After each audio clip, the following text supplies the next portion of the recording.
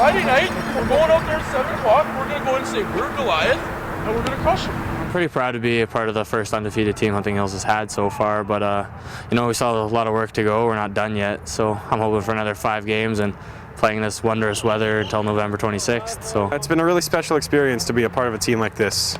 Like the camaraderie and friendship for the team is unlike anything you could imagine.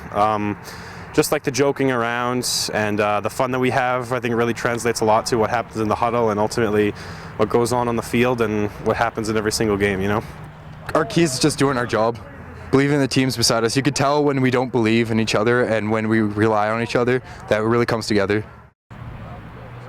Our coach is fantastic, Kyle Sedgwick. He's just an amazing guy. He treats us like we're young men, not just kids, Sedgwick's system's unbelievable.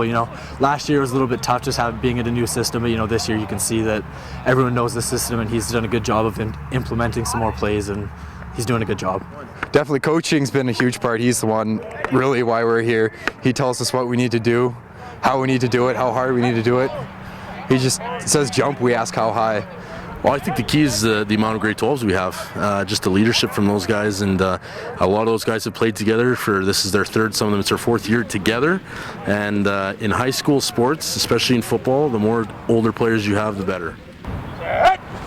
We have a lot of really talented players. A lot of it was what happened in training camp. We had what some people might consider a tough training camp, but it's I guess you can see at this point in the season it all pays out to what's happened now.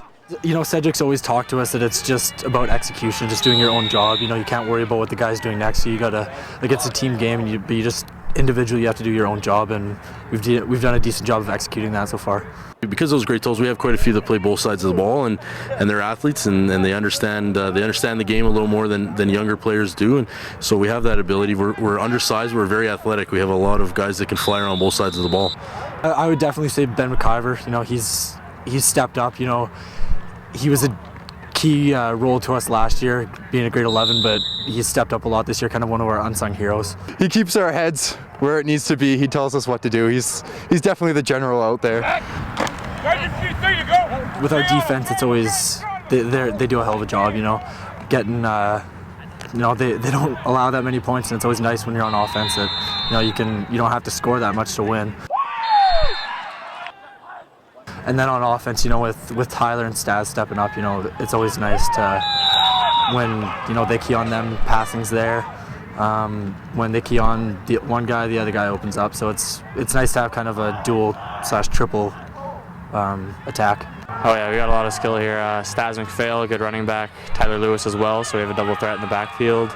John Boone's throwing a good ball, and our defense is just playing as a solid unit.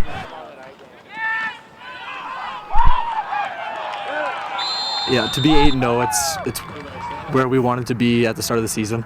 It was one of our goals at the start. We've got one of the 3 in my mind completed so far.